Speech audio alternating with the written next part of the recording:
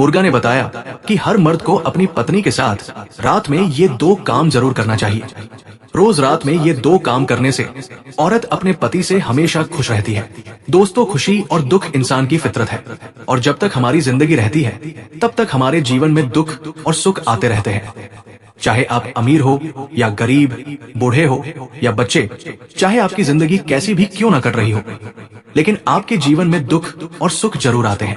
तो दोस्तों, चलिए जानते हैं कि आखिर वे कौन से 2 काम हैं जो हर मर्द को अपनी पत्नी के साथ रात में जरूर करने चाहिए, जिससे वो पति से हमेशा खुश रहती है।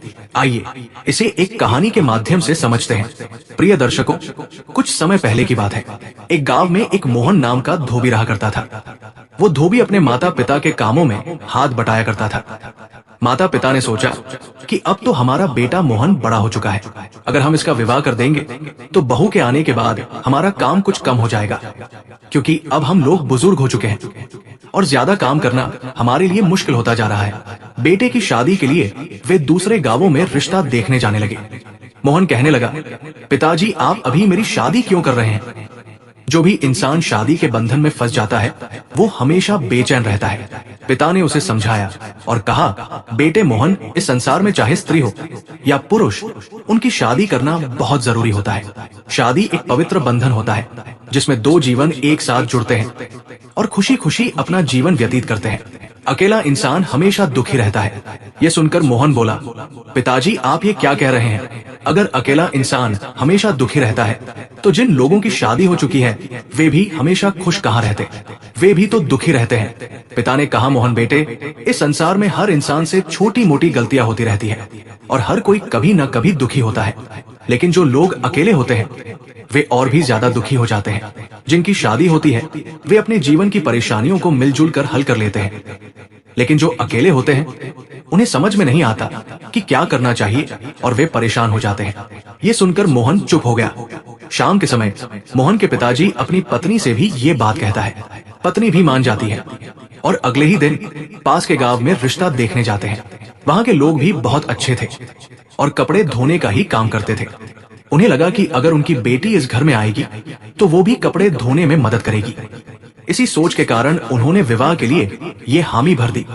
मोहन की पत्नी का नाम सीमा था।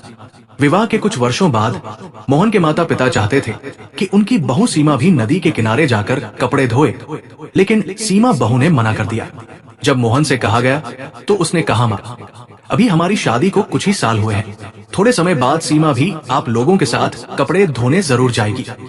समय बीतता गया। एक दिन मोहन के पिता ने मोहन से कहा, बेटा, अगर तुम्हारी पत्नी कपड़े धोने नहीं जाएगी तो ये ठीक नहीं होगा। अब हमसे ज्यादा काम नहीं हो पाता और मेहनत भी नहीं होती। धोबी का बेटा मोहन भी अब अकेला महसूस करने लगा था। उसने अपनी पत्नी सीमा से कहा कि वो कपड़े धोने जाया करे, लेकिन सीमा ने साफ मना कर दिया और कहा, मुझे कपड़े धोना नहीं आता, इसलिए मैं आपके साथ कपड़े नहीं धो सकती। मोहन ने कहा, तुम तो अपने पिता के घर कपड़े धोया करती थी और अब कह रही हो कि तुम्हें ये काम नहीं आता। सीमा ने फिर से मना कर दिया और कहा, मैं तुम्हारे साथ कपड़े नहीं धो सकती। धीरे धीरे समय बीतता गया। मोहन के पिता ने एक मुर्गा पाल रखा था जो हर सुबह समय से पहले बांग दिया करता था। उस समय किसी के पास घड़ी नहीं थी, इसलिए लोग समय देखने के लिए मुर्गा पाला करते थे। जब मुर्गा सुबह बांग देता तो मोहन और उसके पिता को पता चल जाता कि सुबह हो गई है और वो कपड़े धोने नदी के किनारे चला जाता। समय बीत रहा था। एक दिन सीमा सोचने लगी, मोहन तो बहुत सुबह उठकर चला जाता है और हमारे साथ सुख शांति से बैठ भी नहीं पाता। उसके बाद सीमा उस मुर्गे को इधर उधर भगाने लगी, लेकिन मुर्गा हमेशा वही रहता और अपने समय पर बांग देता। एक दिन सीमा मोहन से कहने लगी, ये मुर्गा आधी रात को ही क्यों बोल देता है? तभी वो मोहन कहता है, देखो, ये मुर्गा ऐसे ही नहीं बोलता है, ये समय के अनुसार बोलता है और जब ये बोलता है तब सुबह हो जाती है। उसके बाद हम लोग कपड़े धोने चले जाते हैं। इसलिए हमारे पिता ने इसे बचपन से ही पाला और इसका पालन पोषण किया। तभी सीमा कहती है, बचपन से पाला हुआ ये मुर्गा अब तक तो बूढ़ा हो चुका होगा, लेकिन ये अभी तक जीवित कैसे है? मोहन कहने लगा, ये मुर्गा बहुत लंबे समय तक जीवित रहेगा, क्योंकि इसे एक साधु ने श्राप दिया था। उन्होंने कहा था, जा तू एक धोबी के पास रहेगा और कई वर्षों तक जीवित रहेगा। भले ही तू बूढ़ा हो जाएगा, लेकिन फिर भी जिंदा रहेगा। इस मुर्गे का यही काम है कि ये हमें समय पर जगाए और समय की जानकारी देता रहे, इसलिए हम इसे पालते हैं। धीरे धीरे समय बीतता गया। एक दिन सीमा के मायके से उसके घर वाले आते हैं। उन्होंने रिश्तेदारों से पूछा, भाई साहब, हमारी बेटी आपके घर में कैसे रह रही है? क्या आपको उससे कोई परेशानी है? तब मोहन के पिता ने पूरी बात बताई और कहा, देखिए, आपकी बेटी हमारे साथ कपड़े धोने नहीं जाती। अगर ये हमारे साथ काम में हाथ बंटाती तो कितना अच्छा होता, लेकिन ये मना कर देती है। सीमा का पिता कहने लगा, जाने दो, अगर हमारी बेटी अभी कपड़े धोने से मना कर रही है तो कुछ वर्षों बाद खुद ही ये काम करने लगेगी। तभी सीमा अपने पति से कहती है, देखो, मेरे भाई और पिता आए हैं, उनके लिए कम से कम एक मुर्गे का इंतजाम कीजिए और मीट बनवाइए। ये सुनकर मोहन कहने लगा, ठीक है, मैं बाजार जाता हूँ और उनके लिए मीट खरीद कर लाता हूँ। तभी सीमा कहने लगी, नहीं, मुझे लग रहा है कि ये जो मुर्गा है ये बहुत अच्छा और तंदुरुस्त है, इसकी मीट स्वादिष्ट होगी, इसे ही बना दो। मोहन कहता है, नहीं, तुम तो जानती हो कि इस मुर्गे का मीट हम लोग नहीं खा सकते हैं और इसे कोई नुकसान नहीं पहुंचा सकते। फिर वो बाजार से मीट खरीद कर लाता है और सभी लोग उसे खाकर अपने घर लौट जाते हैं। उस समय मुर्गे को डर लग रहा था कि कहीं ये लोग उसे मार ना दें, लेकिन किसी तरह वो बच गया। धीरे धीरे समय बीतता गया। एक दिन सीमा बहुत ज्यादा परेशान थी। वो अपने पति से कहने लगी, आप मुझे हमेशा परेशान करते हैं, दुख देते हैं, इसीलिए मुझे लग रहा है कि अब मुझे मायके चले जाना चाहिए। मोहन कहने लगा, तुम मेरे साथ कपड़े धोने भी नहीं जाती और कह रही हो कि मैं तुम्हें दुख देता हूँ। तुम ही बताओ कि तुम्हें किस बात का दुख है? ये सुनकर सीमा कहती है, क्या बताऊं, मुझे तो बहुत ज्यादा दुख होता है। धीरे धीरे समय बीतता गया। एक दिन मुर्गा सुबह जल्दी बांग देने लगा। मोहन बेचारा नदी में जाकर कपड़े धो रहा था। तभी उसने देखा कि वहां एक ऋषि स्नान कर रहे हैं। मोहन ऋषि के पास जाता है और देखता है कि वे एक संत हैं। ऋषि जी मोहन को देखकर कहने लगे, अरे वत्स, तुम इतनी सुबह सुबह कपड़े धोने आ गए। तब मोहन कहने लगा, हे संत जी, जब भी मुर्गा बांग देता है तभी मैं उठकर कपड़े लेकर आता हूँ और उन्हें धोता हूँ, क्योंकि मैं अकेला हूँ। अगर मैं इतनी सुबह नहीं आऊंगा तो सारे कपड़े कैसे धो पाऊंगा? मैं सुबह जल्दी काम निपटा लेता हूँ ताकि दिन भर कपड़े सुखा सकूं और लोगों तक पहुंचा सकूं। तब ऋषि जी कहने लगे, क्या तुम्हारी पत्नी तुम्हारे साथ कपड़े धोने नहीं आती है? तब मोहन कहने लगा, क्या बताओ महात्मा जी, मेरी पत्नी अपने पिता के घर पर कपड़े धोया करती थी और बहुत सारे काम किया करती थी। इसी वजह से मेरे पिता ने सोचा कि ये हमारे घर पर भी काम करेगी, मेरे साथ हाथ बंटाएगी और हमें किसी प्रकार की परेशानी नहीं होगी। लेकिन शादी के बाद ये घर में रहने के बावजूद कोई काम नहीं कर रही है, बल्कि उल्टा हम लोगों पर आरोप लगा रही है कि उसे हमारे घर में बहुत दुख और परेशानी हो रही है। ये सुनने के बाद महात्मा ऋषि जी कहने लगे, मोहन, क्या तुम अपनी पत्नी के साथ ये 2 काम करते हो? तब मोहन ने पूछा, कौन से 2 काम? महात्मा ऋषि जी कहने लगे, अगर पत्नी के साथ रोज रात में ये 2 काम नहीं किए जाए तो पत्नी पति कोई बात नहीं मानती और हमेशा पति से रूठी रहती है। चाहे कोई भी औरत हो, उसके साथ ये 2 काम करना जरूरी होता है, तभी वो खुश रहेगी। जब वो खुश रहेगी तो तुम्हारी बात मानेगी। तब मोहन ने पूछा, हे महात्मा जी, आखिर वे 2 काम कौन से हैं? तब ऋषि जी ने कहा, पहला काम यह है कि रात में सोने से पहले अपनी पत्नी से ये पूछो कि उसकी तबीयत कैसी है। उससे ये पूछो कि वो क्या चाहती है, क्या उसके जीवन में कोई तकलीफ है। क्या तुम ये बातें उससे पूछते हो? मोहन बोला, महात्मा जी, सच बताओ तो मैं ये बात है उससे नहीं पूछता, क्योंकि वो हमेशा मुझसे रूठी रहती है और मुझसे बात नहीं करती। तब महात्मा जी ने कहा, चाहे कुछ भी हो, चाहे वो तुमसे बात करे या ना करे, तुम्हें ये बातें उससे पूछनी चाहिए। तुम्हें हमेशा उससे ये पूछते रहना चाहिए कि उसकी तबीयत कैसी है, क्या उसके जीवन में कोई परेशानी है, उसे क्या चाहिए और क्या नहीं चाहिए। जब तुम ये बातें पूछोगे तो वो धीरे धीरे तुमसे बात करना शुरू कर देगी और धीरे धीरे तुम उसकी सारी जरूरतों को पूरा करते रहना और देखना कि वो एक दिन तुमसे खुशी खुशी बात करेगी। दूसरा काम यह है कि तुम्हें हर रोज उसे संतुष्ट करने की कोशिश करनी चाहिए। संतुष्टि का मतलब केवल शारीरिक सुख नहीं होता, बल्कि मानसिक रूप से भी उसे संतुष्ट करना आवश्यक है। इसका अर्थ यह है कि उसकी जो भी मानसिक स्थिति है, जो भी उसे आवश्यक सामग्री चाहिए या जो भी वो तुमसे चाहती है, उसे पूरा करो। तभी मोहन कहने लगा, हे महात्मा जी, वो तो चाहती है कि मैं उसे तरह तरह के नए वस्त्र खरीद कर दूं और हमेशा उसके पास रहूं। ऋषि ने कहा, तुम उसकी जरूरतों को पूरा करते रहो और देखना एक दिन वो तुमसे बहुत अधिक संतुष्ट हो जाएगी। जब वो संतुष्ट हो जाएगी तब वो अपने दिल की बात तुम्हें बताना शुरू कर देगी। धीरे धीरे तुम उसे पूरी तरह से जान जाओगे और फिर जैसा तुम कहोगे वैसा ही वो करने लगेगी। मोहन ये सब सुनकर बहुत खुश हुआ। उस समय वो कपड़े धो रहा था। वो ऋषि जी से कहने लगा, हे महात्मा जी, क्या केवल ये 2 काम करने से मेरी पत्नी मेरी बात मानने लगेगी? ऋषि बोले, हाँ, धीरे धीरे वो तुम्हारी बात मानने लगी। दोस्तों, समय बीता। वो कपड़े धोकर वहां से चला गया। जब वो घर पहुंचा तो देखा कि उसकी पत्नी ने आज भोजन नहीं बनाया है। उसके माता पिता उसे डांट रहे थे और उस पर आरोप लगा रहे थे। ये देखकर वो अपनी पत्नी के पास गया और देखा कि वो बहुत गुस्से में बिस्तर पर लेटी हुई थी। उसने जाकर पूछा, क्या तुम्हारी तबीयत खराब है जिसकी वजह से तुमने भोजन नहीं बनाया? पत्नी ने झूठ बोलते हुए कह दिया, मेरी तबीयत खराब है। मोहन तुरंत डॉक्टर को बुलाकर लाया और उसकी चिकित्सा करवाई। डॉक्टर ने किसी तरह दवाई दी और इसके साथ ही मोहन खुद खाना बनाने लगा। ये देखकर उसके माता पिता हैरान रह गए और कहने लगे, बेटा, तू खाना क्यों बना रहा है? तेरी पत्नी को कुछ भी नहीं हुआ है। लेकिन मोहन ने खाना बनाया। शाम के समय उसने फिर पत्नी की तबीयत के बारे में पूछा। उसके पैर दबाए, उसका सिर दबाया, जिससे पत्नी को आश्चर्य होने लगा कि आज मेरे पति को क्या हो गया है, वो मेरे साथ इतना अच्छा व्यवहार क्यों कर रहा है। धीरे धीरे 1-2 दिन बीत गए। पत्नी कहने लगी, अब मैं बिल्कुल ठीक हूँ। फिर वो भोजन बनाने लगी। हर रात धोबी उससे पूछता, क्या तुम्हारी तबीयत ठीक है या नहीं? तुम्हारे मन में जो भी विचार आते हैं वे मुझे बताओ। अगर तुम्हें किसी चीज की जरूरत हो तो मुझे जरूर बताना। धीरे धीरे वो पत्नी के मन की बातें समझने लगा और पत्नी भी अपनी बातें धीरे धीरे बताने लगी। मोहन बिना अपने माता पिता को बताए उसकी जरूरतों को पूरा करने लगा। समय बीतता गया। एक दिन सीमा ने कहा, मुझे भी बाजार जाना है। मोहन बोला, अभी तुम थोड़ी देर रुको, मैं पहले कपड़े बांट कर आता हूँ, उसके बाद हम दोनों बाजार चलेंगे। सीमा कुछ देर रुक गई और मोहन कपड़े बांटने चला गया। जब वो घर लौट तो वो पत्नी को लेकर बाजार गया। उसने उसे तरह तरह के नए वस्त्र खरीद कर दिए। इससे पत्नी बहुत खुश हो गई। उसने नए वस्त्र पहने और पति से पूछा, बताइए मैं कैसी लग रही हूँ?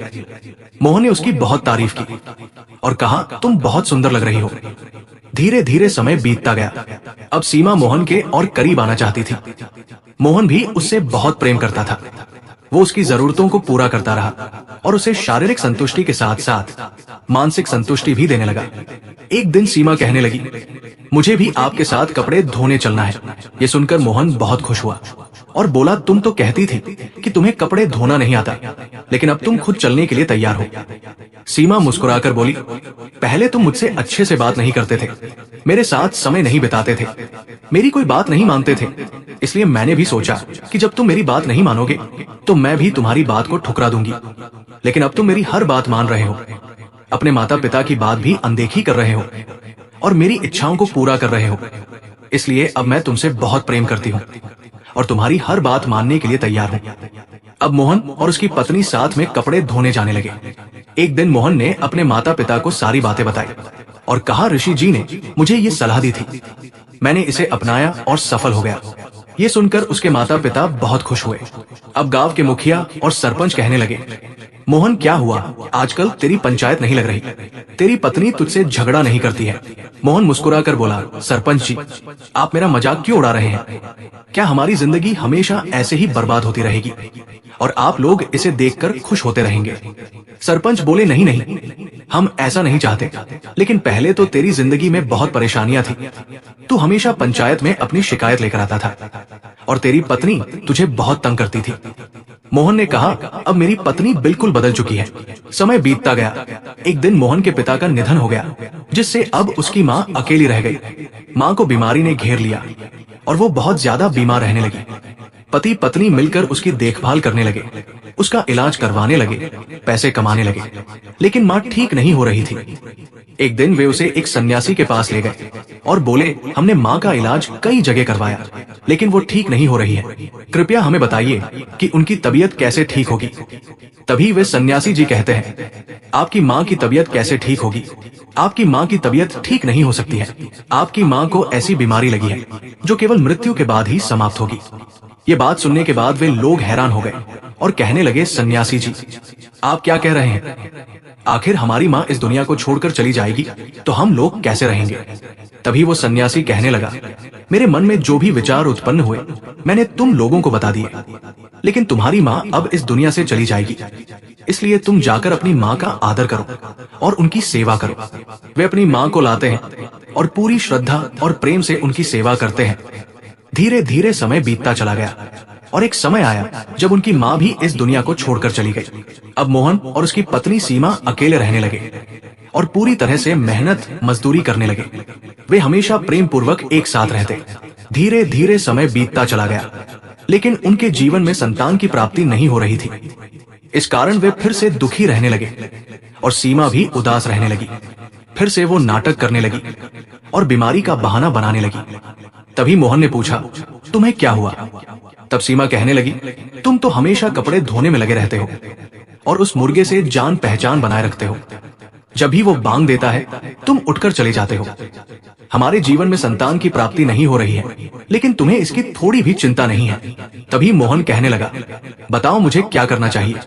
तब सीमा कहने लगी, मुझे इलाज करवाना चाहिए और ये देखना चाहिए कि आखिर संतान की प्राप्ति कैसे होगी। मोहन तरह तरह के वैद्यों और बाबाओं के पास गया और इलाज करवाया। कुछ लोग दवाई देते तो कुछ दुआ देते। धीरे धीरे समय बीतता चला गया, लेकिन उनके जीवन में संतान की प्राप्ति नहीं हुई।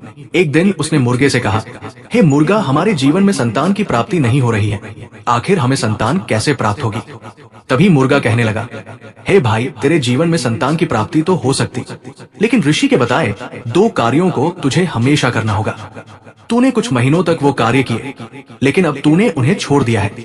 अगर तू उन कार्यों को रोज करता रहेगा तो तेरे जीवन में संतान की प्राप्ति हो जाएगी।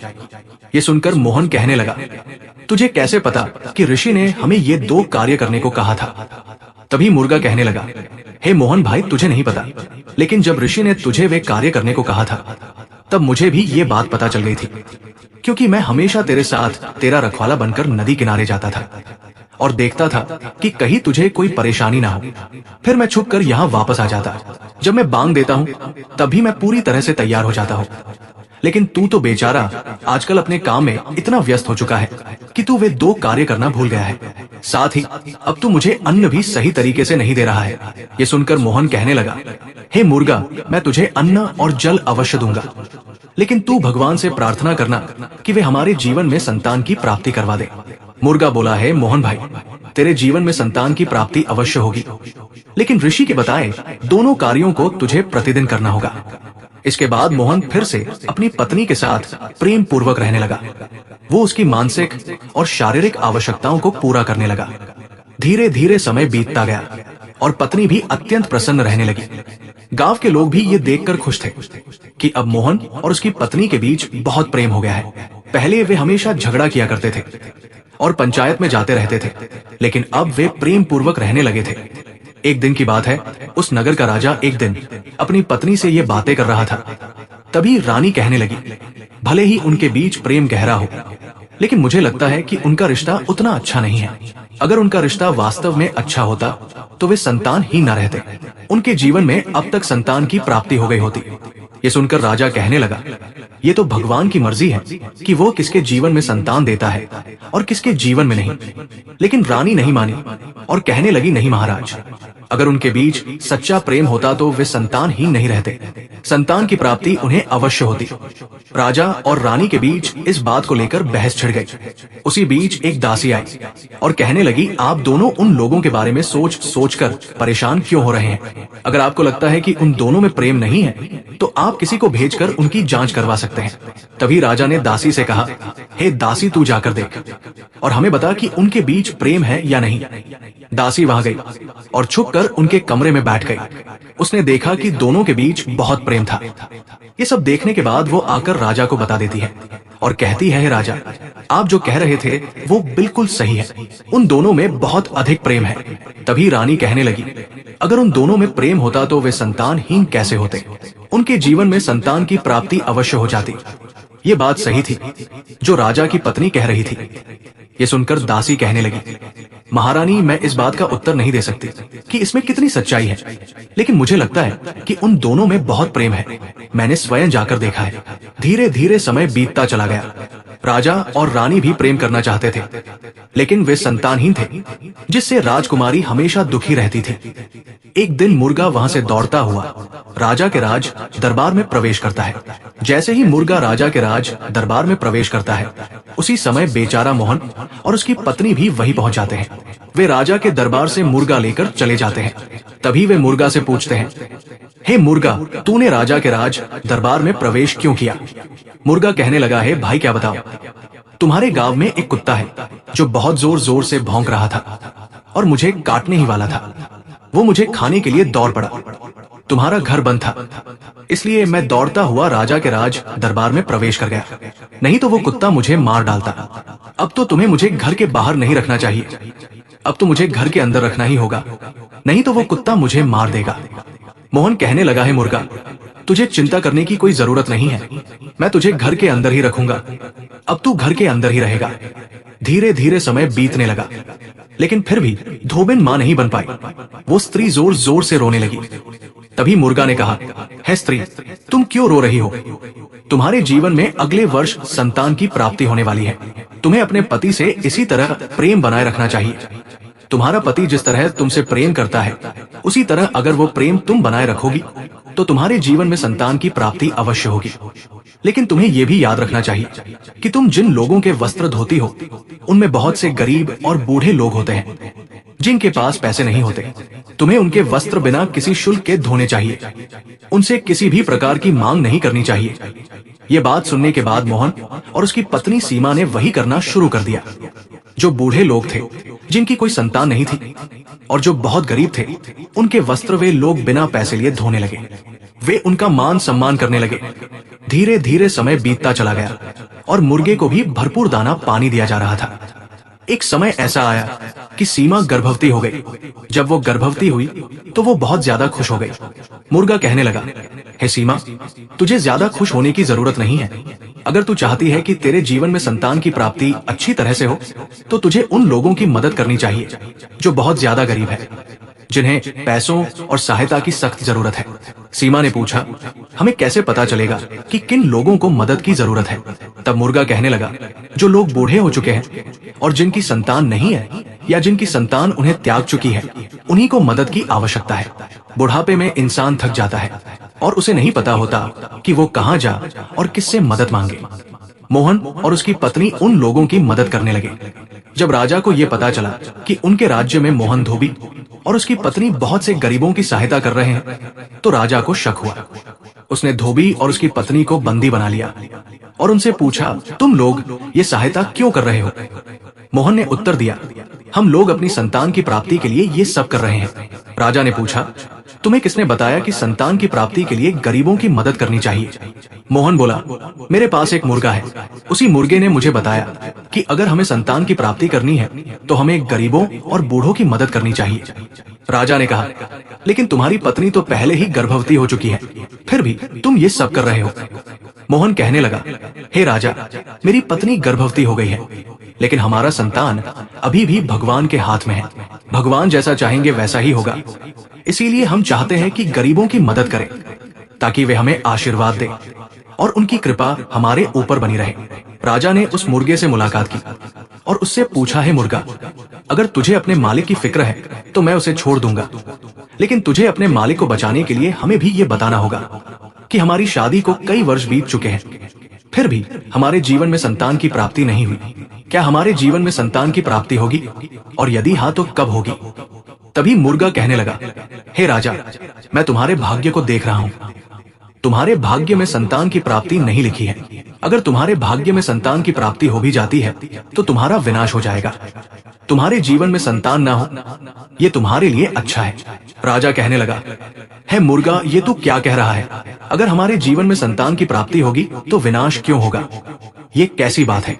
लेकिन मुझे अपने जीवन में संतान की प्राप्ति चाहिए। अगर तू हमारे जीवन में संतान की प्राप्ति करवा देता है तो मैं तेरे मालिक को छोड़ दूंगा। मुर्गा बोला, ठीक है, आप मेरे मालिक को छोड़ दीजिए, जाओ, तुम्हारे जीवन में संतान की प्राप्ति हो जाएगी। लेकिन मेरी बात याद रखना, वो संतान तुम्हारा विनाश कर देगा। राजा ये सुनकर भी बहुत खुश हुआ। धीरे धीरे समय बीता और मुर्गा ने भगवान से बहुत प्रार्थना की। भगवान ने उसकी प्रार्थना सुन ली और रानी गर्भवती हो गई। उधर सीमा भी एक बेटे को जन्म दे चुकी थी, जिससे वो बहुत ज्यादा खुश थे। समय बीतता गया और एक दिन राजा की पत्नी ने भी एक बेटे को जन्म दिया। समय बीतता गया और राजा व उसकी पत्नी वृद्ध हो गए। अब वे जीवन के अंतिम पड़ाव पर थे। इस दौरान राजा ने अपने बेटे का विवाह कर दिया, लेकिन उनका बेटा धीरे धीरे बिगड़ने लगा। वही एक वेश्या के चक्कर में पड़कर अपनी पूरी राज संपत्ति बेचने लगा। राजा उसे लाख समझाता रहा, पर वो नहीं माना, क्योंकि राजा ने पहले ही सारी संपत्ति उसके नाम कर दी थी। इसलिए वो जितना भी बेचता, राजा और रानी दुखी होते, लेकिन उसे रोक नहीं पाते। एक दिन राजा मुर्गा के पास पहुंचा और बोला, है मुर्गा, मेरा बेटा बिगड़ चुका है। तू सही कह रहा था कि हमारे जीवन में संतान की प्राप्ति ना होती तो ही हमारा जीवन ठीक रहता, लेकिन अब जब हमें संतान की प्राप्ति हुई है तो हमारी जिंदगी बर्बाद हो रही है। ये विनाशकारी साबित हो रहा है। अब इसे रोकने का क्या उपाय है? मुर्गा कहने लगा, हे राजा, मेरे पास कोई उपाय नहीं है जिससे तुम्हारा बेटा सुधर जाए। मैंने पहले ही कहा था कि तुम्हारा बेटा एक ना एक दिन तुम्हारे लिए मुसीबत बनेगा। देखना, वो आगे भी तुम्हारी संपत्ति को बर्बाद करेगा। समय बीतता गया और राजा की हालत बदतर होती गई। अंततः राजा इस दुनिया को छोड़कर चला गया और कुछ समय बाद रानी भी चल बसी। लोग देखते ही रह गए, लेकिन राजा का बेटा अपनी सारी संपत्ति एक वेश्या के चक्कर में बर्बाद कर चुका था। जब उससे विवाह करने की बारी आई तो वेश्या ने उसे ठुकरा दिया और कहा, है राजा, अब तेरे पास बचा ही क्या है कि मैं तुझसे विवाह करूं। इससे राजा का बेटा और भी टूट गया। वो ना जाने कहां चला गया और उसका कोई अता पता नहीं चला। इधर मुर्गा ने ये सारी बातें मोहन को बताई। मोहन सोचने लगा कि उसके पास जो भी मुर्गा है वो बहुत ही कीमती है। समय बीतता गया और मोहन और उसकी पत्नी भी वृद्ध हो गए। उन्होंने अपने बेटे का विवाह कर दिया था। फिर एक दिन मुर्गा इस दुनिया को छोड़कर चला गया। मोहन और उसकी पत्नी उसकी मृत्यु पर बहुत रोए और सोचने लगे कि ये मुर्गा उनके जीवन का एक महत्वपूर्ण हिस्सा था। उन्होंने अपने बेटे से कहा, बेटे, हमारा तो यही काम है कि हम लोगों के कपड़े धोते हैं, लेकिन तुम्हें एक मुर्गा जरूर पालना चाहिए। उन्होंने आगे कहा, चाहे कुछ भी हो जाए, लेकिन मुर्गा ने हमें ये दो बातें बताई है। रोज रात को अपनी पत्नी के साथ ये दो काम जरूर करना। वे अपने बेटे को ये दो बातें करने की सलाह देते हैं और कहते हैं, अगर तुम ऐसा करोगे तो तुम्हारे जीवन में कोई भी परेशानी नहीं आएगी। तुम्हारी पत्नी हमेशा तुमसे खुश रहेगी और तुम्हारा जीवन सुखमय व्यतीत होगा। इस तरह उन्होंने अपने बच्चों को जीवन का ज्ञान दिया और स्वयं भी वृद्धावस्था की ओर बढ़ गए। तो दोस्तों, ये थी छोटी सी कहानी। उम्मीद करता हूँ कि आपको ये कहानी पसंद आई होगी। अगर ये कहानी आपको पसंद आई तो कृपया कमेंट करके जरूर बताएं। ये कहानी पूरी तरह काल्पनिक है, लेकिन इससे हमें बहुत कुछ सीखने को मिलता है। इसलिए इस कहानी को एक कल्पना के रूप में ही देखें और इससे कुछ सीखने का प्रयास करें।